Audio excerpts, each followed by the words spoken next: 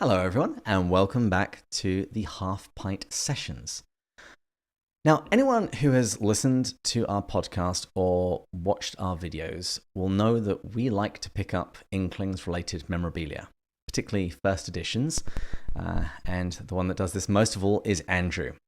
Seriously, before most of our recording sessions, he is showing off what he's bought most recently. Well, I wanted somebody else to show off what Inklings-related books they have.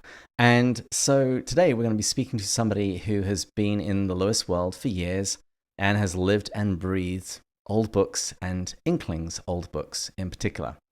Today we're having on Stan Shelley. And in this episode, he's going to tell us how he got into buying and selling Inklings-related books. He's actually going to show us some of his treasures and tell us a few stories from his time in the years of the book business. So, Stan Shelley, welcome to Pints for Jack. Thank you. It's very nice to be here. It's really wonderful to have you on the show. And I think we actually met several years ago, although I didn't know it was you at the time.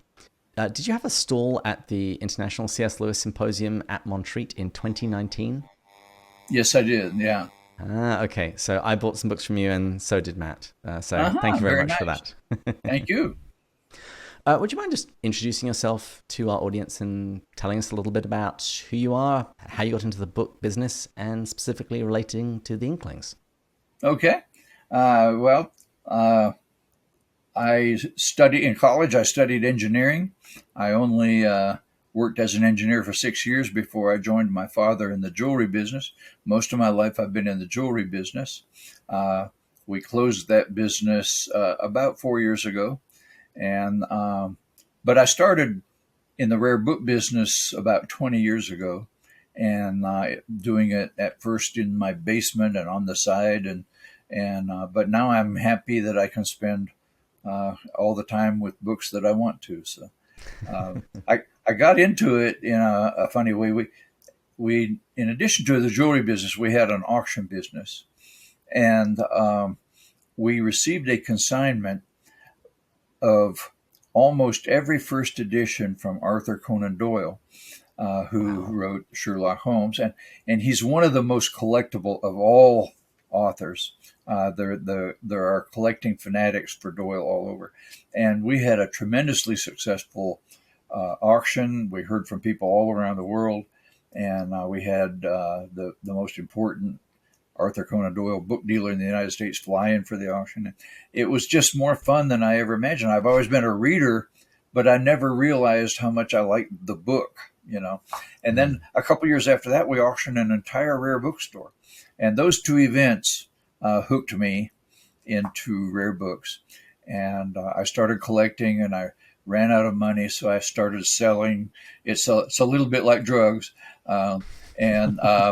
So I ended up in a book business that has grown and grown and grown, and now we have about 25,000 books listed online. So Inklings is our specialty, but it's certainly not our only category. I've ended up with a massive amount of books, and I'm very happy with that. So do you keep them all in your house, or do you have a storage area? No, my jewelry store was in a built on Main Street here in Hendersonville, and it's an old Woolworths dime store building, which means it's very large, and the whole second floor is now full of books. It's a large space, so we've got plenty of room. That's good. I was watching a documentary the other day about rare book dealers, and you had to feel sorry for a lot of their families because you just see their houses being overtaken with all of their stock. Yeah. Yeah. I got kicked out of our house when I had promised my wife that books might go everywhere in the house, but she made me promise they would never be in the kitchen. And one time when she was out of town, I bought somebody's library, and I had about 30 boxes of books with no place to put them but in the kitchen. And she came home early. And that was the end of the books in the home. I bet. Well, you said you don't just specialize in the Inklings. What are some other areas that are particularly popular and that you work with?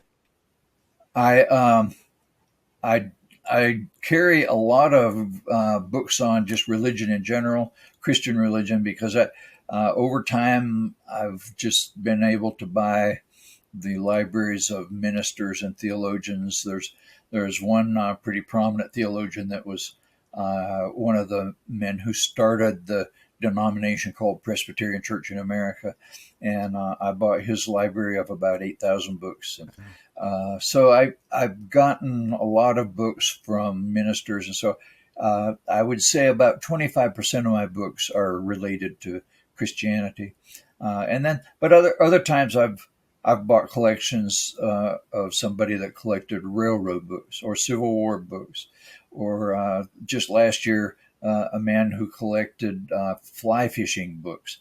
So whatever an estate has, that's what I buy. Okay. Well, since we're conducting this interview over video, would you mind showing us a few of the treasures that you have currently in your possession? Let's see. I've got lots of great things, and I'm gonna start with this one. This is C.S. Lewis's first book, Spirits in Bondage. They only made 300 copies, and undoubtedly that was in 2019 or something like that. 2019 or 1919, excuse me. And so I will hold it up to the camera here. Doesn't look like much there, but I'll switch to the title. By the way, I'll show this. It says that it was owned by Mildred Wilson, and that's my mother's maiden name. That's quite a coincidence. But here's a copy of the title page. There, is that seeable? We can see that. Okay. Thank you. And so this is the only copy available in the United States, and there is one copy available in England that just came on the market. But up until that one, I had the only copy anywhere available, and now I have the only one available in the United States. It's very, very rare, and unfortunately very expensive because it's very rare. But that's okay. I'm just going to handpick a few things here. Out of the Silent Planet, of course, is a very popular science fiction book by C.S. Lewis. And when a book goes to the publisher, the first thing they do is type up the manuscript, and they don't even paginate it. They just type it up, and then they print it out, not in the pages that it's going to eventually be, but they print it out, usually about 100 copies, and they send quite a few to the author, and he gives them to his friends, and the editor and his friends, and so they can all read it, proofread it, and look for mistakes, and the author can look for things he wants to change and that sort of thing. So this is the proof copy of Out of the Silent Planet. Nice. For the American edition. So let's see. Yep, just pull it back a little bit. There we are. Okay, cool. Yeah. So it's very large, and it's tall, and of course the pages in here have nothing to correspond to the pages in the original first edition. But it's very rare. They only did about 100 of these, so it's kind of nice to get one. This is the only proof copy I've ever had of a C.S. Lewis book. So they're hard to come by. Could we actually just see the inside of that one? Pardon? Could we just see the inside of that one? Oh, sure. Because this is actually the book which we're doing this season. We're going through Out of the Silent Planet. Ransom has just about gone to Meldalorn. Is that right? So there is the title page. Mm-hmm. And I'll just flip it over. You can see. Okay. Wow. Yeah. The paragraphing is probably the same, unless the author changed it, but the page numbers are completely different. So I have this. When I get to telling some stories, I'll tell the story about how C.S. Lewis had a very good friend named Cecil Harwood, and Cecil Harwood and Owen Barfield were his literary executors after he passed away. So Cecil Harwood was a great friend, and And he gave when he died, he gave all of his Lewis books, many of which were given to him by C.S. Lewis. He gave them all to his son Lawrence. Lawrence was a godson of C.S. Lewis. Mm. And then Lawrence passed away last year, and they auctioned all the C.S. Lewis stuff that Lawrence had. He had 45 items, mostly books, and the auction company put them into 9 lots. And I bid. The auction was in England, but I bid from the United States, and I almost had to mortgage the house, but I got all of them. Wow. And so I got some things I didn't expect, like one of the lots contained the sterling baby cup that C.S. Lewis gave to Lawrence at the service where he was appointed godfather. So that's pretty cool. I've never had a sterling baby cup before. But this was also in the Harwood estate. It's a sheet of handwritten poetry. I know you're getting a reflection from the plastic. I'm going to take it out of there. Don't rip it. But there, this will be better. So this poem, this is poetry handwritten by C.S. Lewis, and scholars, I forgot what poem. Eventually, this ended up in a longer poem of Lewis's, but this is when he was working on it, and I sent this to Charlie Starr. I think you've had Charlie Starr on, haven't you? Yeah, he's great. He's like the world's expert on C.S. Lewis's penmanship, and he confirmed that this is actually written by C.S. Lewis. So that's pretty cool. We have quite a few. I've been very fortunate. 3 times I've bought collections from Lewis. I buy a lot of C.S. Lewis collections, but 3 times I've bought collections where the person collecting had accumulated over decades several signed copies of C.S. Lewis books, they're fairly rare. They're not rare because Lewis was not willing to sign. They're rare because Lewis didn't travel. And so it's when authors do book tours and that sort of thing, then of course they sign a lot. But Lewis didn't sign a lot. But because I bought these collections, I've got probably 6 signed books by C.S. Lewis, which is quite unusual to have that many. So here's one signed by Lewis. So that's that Hideous Strength. Wonderful. Yeah. And anything signed by Lewis, I send to Charlie Starr and ask him to confirm that it is authentic, because the last thing any book dealer wants to do is sell a forgery. And Lewis, his signed things are expensive, and therefore forgery is not out of the question. For example, this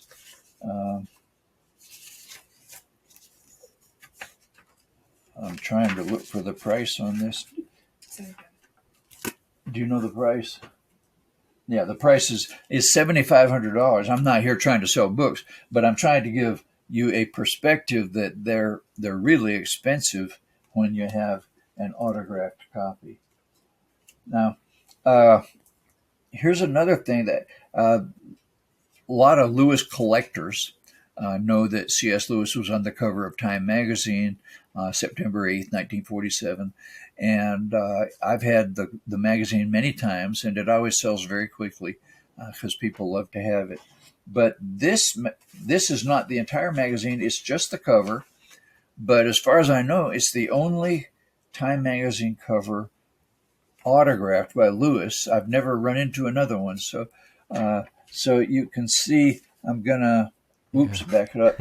And down in the lower left, you can see the signature. I bought these in an auction where they had a lot of Time magazine covers signed by the person on the cover. And this man who lived in Venezuela would send the covers to celebrities all over the world and ask them to sign it. He would provide an addressed envelope. We've got the envelope that he had pre-addressed. And so this auction, after I guess late in this man's life, he sold them all at auction, and this was one of them. Wow. So that was fun. So Here do is most of your pieces come from auctions then? uh, no, I would say most came from collectors that had collected them over the years. But so I do auctions are a good place to get things, and I have many times, yes, gotten things from auctions. That's for sure. Uh, Here's a copy of Rehabilitations, which came out in 1939, and for C.S. Lewis collectors, we know that 1942 is a key date. That's when Screwtape Letters came out, and Lewis, between Screwtape Letters and the BBC radio broadcast, Lewis became famous kind of overnight. So anything before 1942 is a time that Lewis was not famous. So all of his books that were published before 1942 had very small print runs. He wasn't famous. They didn't expect him to sell a lot. And so Rehabilitations came out in that period. So it's a fairly rare first edition. And I've got one here that Lewis, it's a first edition signed by Lewis, and he's signed at Magdalen College, Oxford, 1939. So that's pretty cool. That later on, after he was famous and so busy, he never put the Magdalen College, Oxford. He just signed his name and he was done. he was too busy for other things. I'll show you another thing here. This is Lewis gave a talk one time at the Shakespeare Society, even though he was not a Shakespeare expert, and they printed it, and it's called Hamlet, the Prince or the Poem. This one is in very rough condition, but I'll zoom in a little on the top here. It says, "To Cecil and Daphne Harwood, signed CSL." So this is, I bought this in that estate auction for the Harwood family. And it's anything inscribed to Harwood is especially valuable because Harwood was such a very good friend. And I did buy in that auction, I forget the title, but one of Lewis's books is dedicated to Cecil Harwood. And I had the copy that Lewis gave to Cecil Harwood. And in the book collecting world, that is considered almost like the copy of the book. It's called the dedication copy, and it's like the special copy. And I sold it for a very huge amount of money to a real big shot book dealer in England. And I needed to do that because I paid so much money for all that stuff.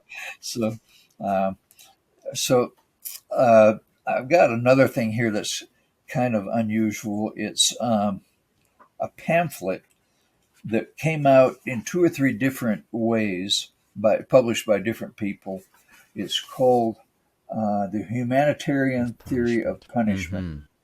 And it's most of the time it's published as an essay with other essays. But there were a few people, perhaps animal rights people, that published it individually as a booklet on its own. So tell me, David, how are we doing on time? We're doing great on time. I did want to ask you about some of the things that have passed through your hands over the years.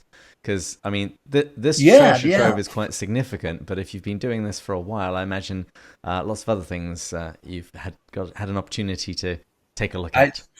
I have had some great stuff. One time occasionally I search eBay for C.S. Lewis. One time I see, and sometimes I search for other people like Joy Davidman, his wife. And I was looking at Joy Davidman, and I see that somebody was offering a letter that Joy Davidman had written to some relatives in California. And so it wasn't expensive. I bought it. And that put me in correspondence with the man who owned it, who was a relative of Joy Davidman's. And he actually had quite a few postcards and letters that Joy Davidman had written to the family. So I ended up buying a lot of things from him. And now I'm slipping over into stories That's here, but great. one of the letters was typed on a typewriter and signed Joy Davidman. And of course, I always want to be extra cautious that I'm not selling a forgery. So the real expert on Joy Davidman is Don Hmm. King, who I'm sure has been on your Yes. program. And so I made a copy of the typewritten letter and I sent it to Don. And I said, "Can you confirm that this signature is real?" And I was sure it was because of the family and stuff. But he wrote back and he said, "Yes, I can confirm that the signature is real." And he said, "I can also confirm that this letter was typed on Joy Davidman's typewriter because she had certain letters that were worn out and they didn't show up very well." So anyway, it was cool to get a bunch of Joy Davidman letters. Uh, I had some letters one time that were written by Tolkien to Erdmann's Publishing, and the gist of the letters was they had not paid him a royalty for some collection of things that included Tolkien, and but he found out in their response that the money had gone to Charles Williams' widow. Uh, uh, I don't know whether to say it Michael or Michelle, Michael. or do you I know would how to say Michael. pronounce it? Michael, yeah. So Tolkien said, "Well, since it's going to Michael, uh, then we'll just let it slide." So, anyways, it was some interesting correspondence and so forth. And one of the letters I had from Joy Davidman compared C.S. Lewis as a husband to her first husband, and C.S. Lewis was the winner, and so that was very interesting. Um, I've had I had a book. I guess I'm on Joy Davidman now. Uh, I saw online a book that was signed, inscribed by her. So I bought it. When I got it, I saw that it was inscribed to Belle Oh. Kaufman. Belle Kaufman was her best Mm. friend, and she was the author of Up the Down Staircase. And it was a very significant book because Belle was such a close friend of Joy Davidman. So that was nice. I, Something else I've had that was really interesting. I have sort of a network of dealers who, when they get something good related to Lewis, they contact me and they know I'll pay a real good price for it. So I had two contracts with Dent Publishing that C.S. Lewis had signed for his second book, Dimer, and his third book, Pilgrim's Regress. And he signed these two contracts, and that is pretty rare memorabilia there. So I was happy to have them. I had them for a year or so before somebody bought them. And technically, I want to say they're one of a kind, but actually, when a writer signs a contract with a publisher, there's two Hmm. copies. But we all know that C.S. Lewis almost certainly threw away his copy, and so I think we're safe saying those were one of a kind Yeah, items. that is the So thing with Lewis. You do wonder how many things that he wrote that would sell for thousands, hundreds of thousands, you know, that he just sort of flipped over, sketched out a plot for a story, wrote it, sent it to a publisher, and then burned the piece of paper at the end of it. yeah, he would. He would take a manuscript that he had written and sent to the publisher, and it was already being published, and he would turn it over because paper was in short supply, and then he would write his next book on the back of that manuscript, and then he would send it to the publisher, and then after that was published, he'd throw it away. And those manuscripts today would be worth five figures in dollars. So there's uh, there's a lot that's collectible out there. I'm just glancing at my notes here of other things that I've had that are so nice. It's been a privilege really to handle some things and to make sure that they don't get forgotten and they get into the hands of either an institution or a collector that's going to value them and preserve them and so forth. There's one thing. This this is just kind of a fun thing. Um, there was a poet named Herbert Palmer who is mentioned some in Hal Poe's recent biography That's of my name, C.S. mate. Lewis. He was an acquaintance of C.S. Lewis, and in the big 3 volumes of collected letters, there's letters from him from Lewis to him, and Lewis invited him after the war to come and visit him. And at first they had trouble getting together because Oxford would not allow visitors because they didn't have enough money for the food right after the war. But when they lifted that embargo, uh, Herbert Palmer came to see C.S. Lewis, and this is a copy of Herbert Palmer's book called a Sword in the Desert, and he has inscribed it to somebody named Edgar, and we don't know who Edgar is, but he writes a letter. Dear Edgar, I think I've remembered your birthday. I spent a very exciting evening with Lewis the middle of June. He's not the ascetic people think, but he's a convivial Irishman. And he goes on to write a very nice letter about his meeting with C.S. Lewis. And so that's cool in itself. But now here's the extra. This is right after the war. Paper's in short supply. So he wrote this note on the back of, No, is that I think that's upside the right way down? up. Yeah. It's a letter from C.S. Lewis to Palmer confirming the date that they were going to get together. And he scratched out C.S. Lewis's signature on the back of it. So that's a very unusual collectible item. Now, you just mentioned the 3-volume collection of Lewis's letters. From your position, can you explain why is the 3rd volume so difficult to get? Yes, that's a good point. The 3rd volume is horribly difficult to get, and it's because the first 2 volumes came out 1 or 2 years before the 3rd volume, and they didn't sell very well. And so they, I don't know how many they printed. Maybe they printed 10,000, but whatever they printed, when they printed volume 3, they printed far fewer. So I'm guessing they printed about 25% of what they printed for the first 2 So volumes. annoying. So unfortunately, that makes the letters expensive to buy. You can get the first 2 volumes for under $100 each. The 3rd volume is usually $300 or $400. So it's one of those odd things that collectors run into, and in this case, not just collectors but researchers. Although I'll tell you one thing, as a rare book dealer, I am not fond of Kindle.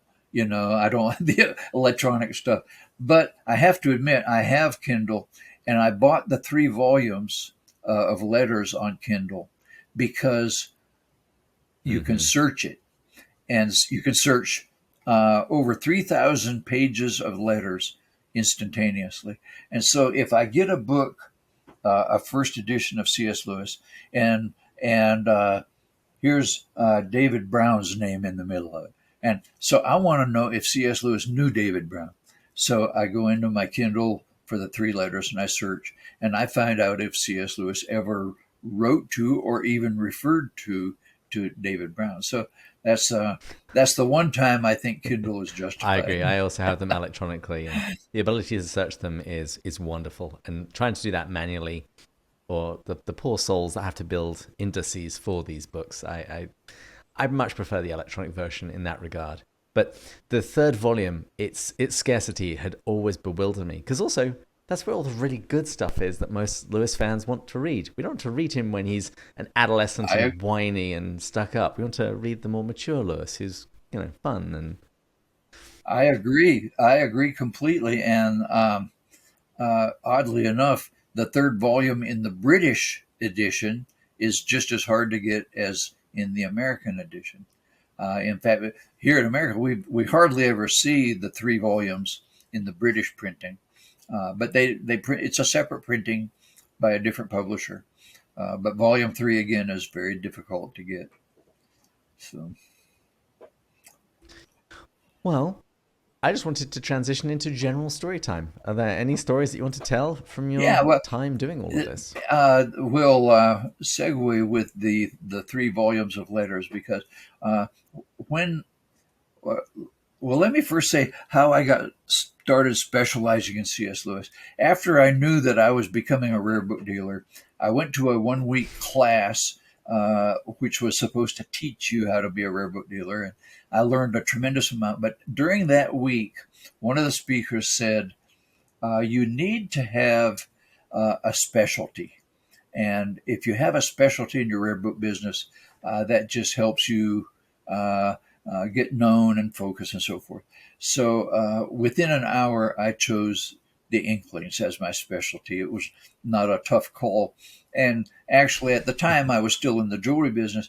I wasn't working full time in books, so I needed a fairly narrow specialty. I couldn't do something like British history or something. I couldn't have a big subject. It had to be a narrow subject. And so the Inklings has turned out to be just the perfect specialty for me. And once I got going on the Inklings, I thought, well, I want to get a signed copy of one of Warren Luce's books.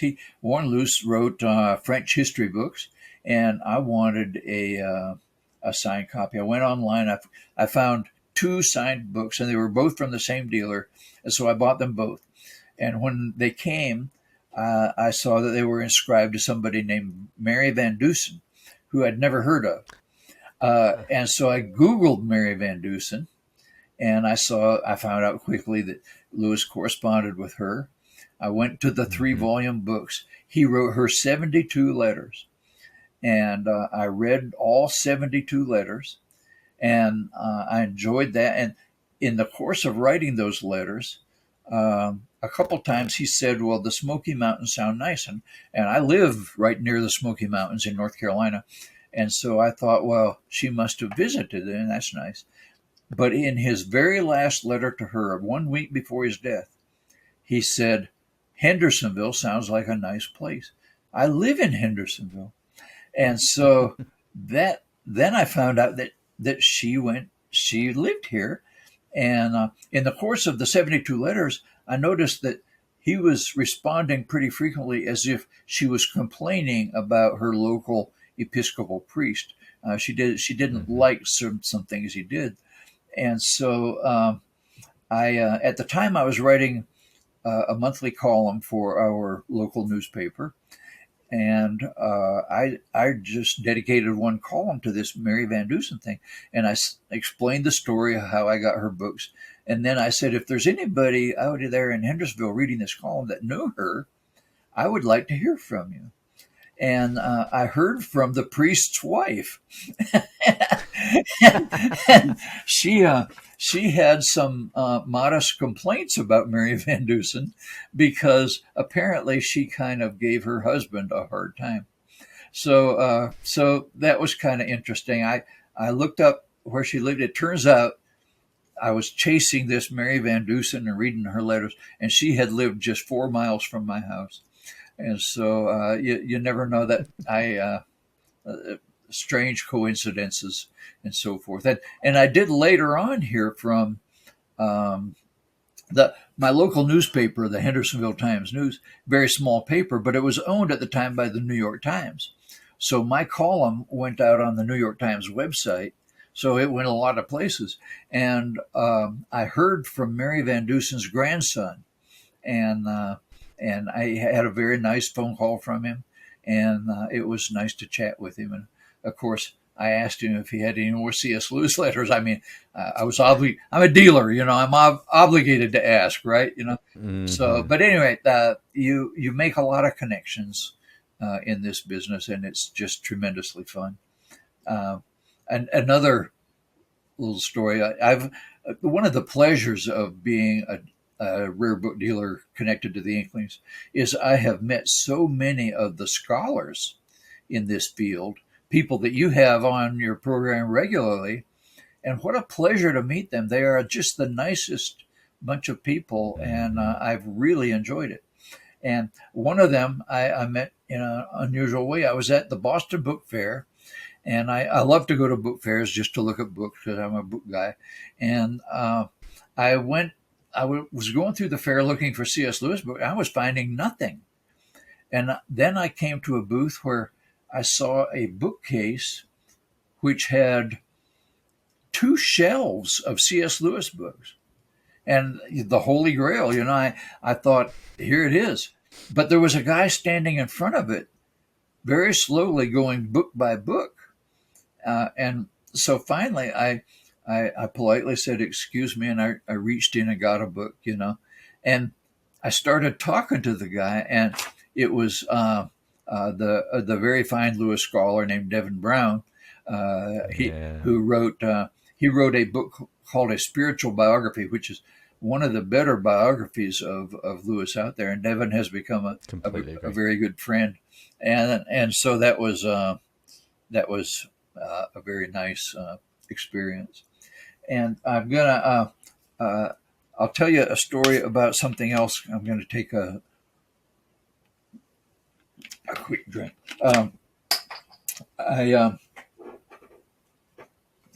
I got an email from a man in England who had been on the internet, and he saw that I did a lot with C.S. Lewis. So I read his email, and he said he had 2 books signed by C.S. Lewis. And he said his great-grandfather had gone to Oxford in 1916, and he had purchased 2 books at a used bookstore, and the books had previously been owned by C.S. Lewis. Well, Lewis didn't get there till 1919, but his grandfather was there till 20 or 21. We worked that out. But the signature didn't look quite right, but it was and also one of the books had one of the other colleges at Oxford, not Magdalen, and not was it University College that he went to, I think. And so I was skeptical about the authenticity of these 2 books. So I made copies of the signatures, and I sent them to 4 scholars, and we started a discussion by email among the 4 of us about whether these were really by Lewis, and nobody wanted to say these are authentic signatures, but they were so close that nobody wanted to say they weren't either. And so we weren't sure what to do. But while we were trading emails, the owner had gone to Oxford to the registrar and asked to see the registration for C.S. Lewis. And also I had told him that at Oxford at the same time, there was another C.S. Lewis, Charles Stanley Lewis.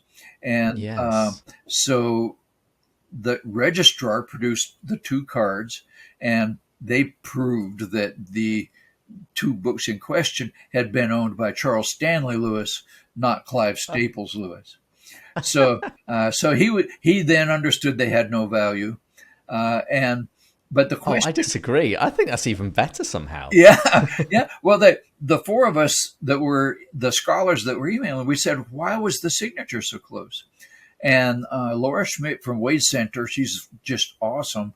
She conjectured, and I think she's probably right, that when these guys were going through school, penmanship was an important class, and they were all taught to make their letters the same way. And so I think that's why Charles Stanley Lewis's signature was very similar to our C.S. Lewis. And so the owner then, out of kindness, he just mailed me the books. And that I thought that was very kind of him. I certainly wasn't going to try to sell them for signed books. So I gave them to the Wade Center in case some scholar someday has to deliberate between whose signature do I have, So anyway, that was an awful lot of fun. Let's see, what other stories can I tell you?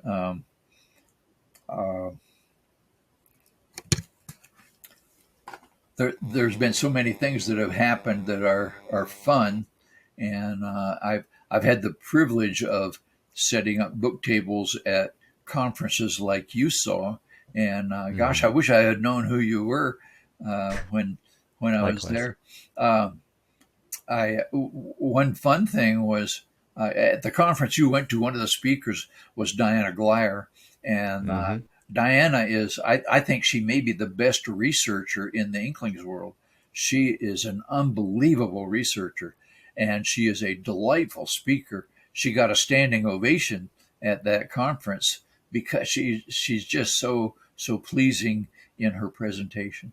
But Diana, I knew before that conference that uh, there was when she needed downtime or to relax.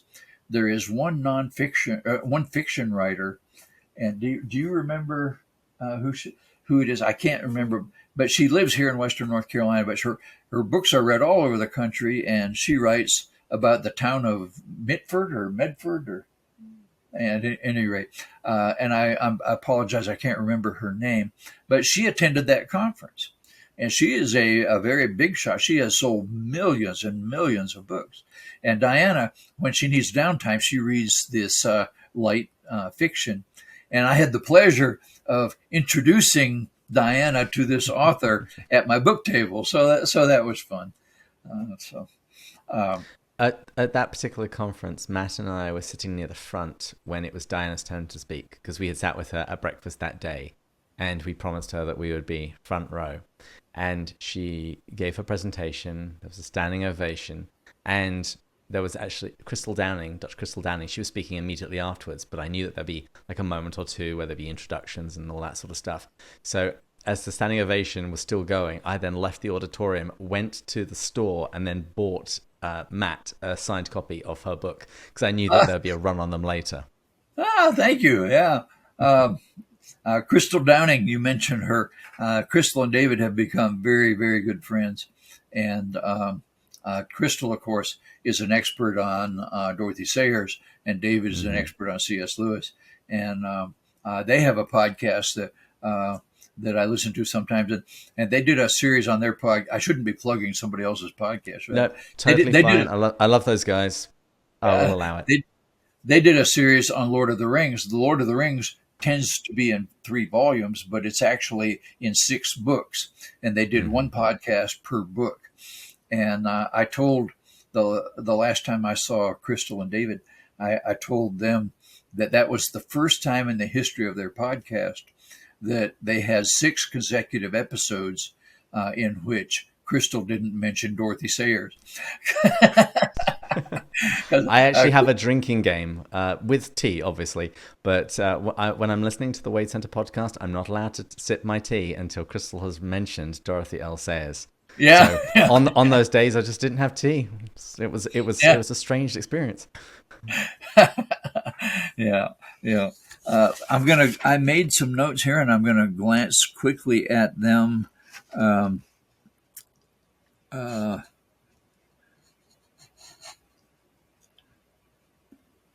I've had the pleasure twice of having a complete first edition set of the Chronicles of Narnia, uh, first British edition, and that is a very hard to get set.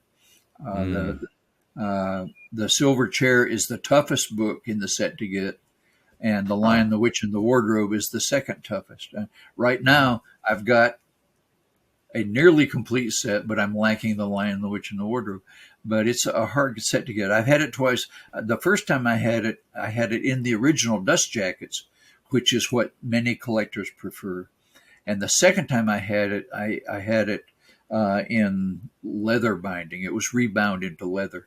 Actually, I was the one that had it rebound. I watched over the years for copies that were rough and beat up on the outside, but satisfactory on the inside.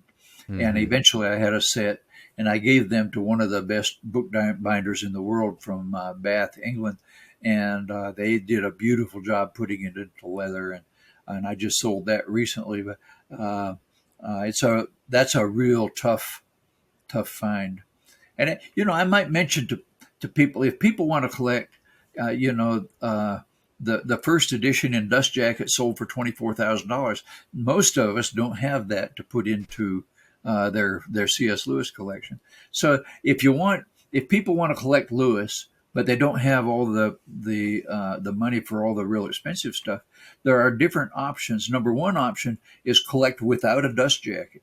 A set of C.S. Lewis of Narnia books, first edition without dust jackets, would probably be $6,000 or $7,000, as opposed to $24,000 with the dust jackets. Make massive difference.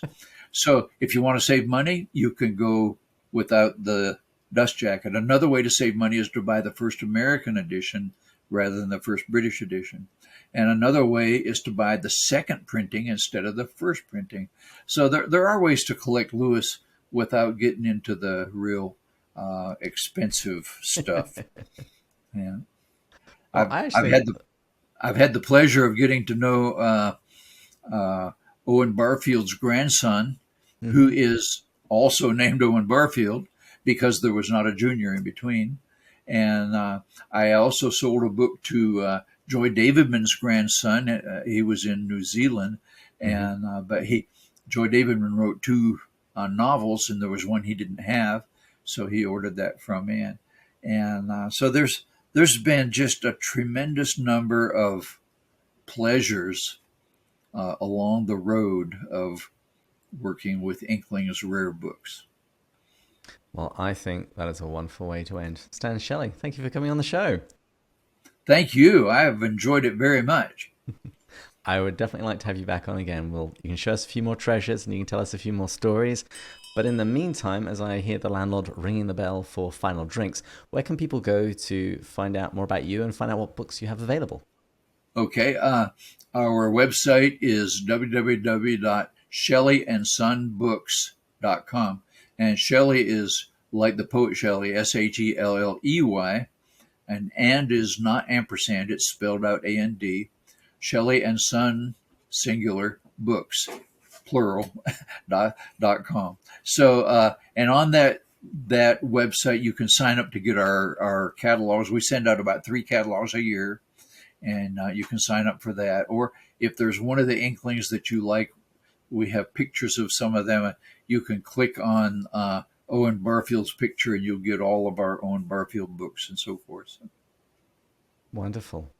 Well, listeners, viewers, you now know what to get me for Christmas. My birthday is coming up in April. Just saying. But please join us again next time when we'll continue going further up and further in. Cheers.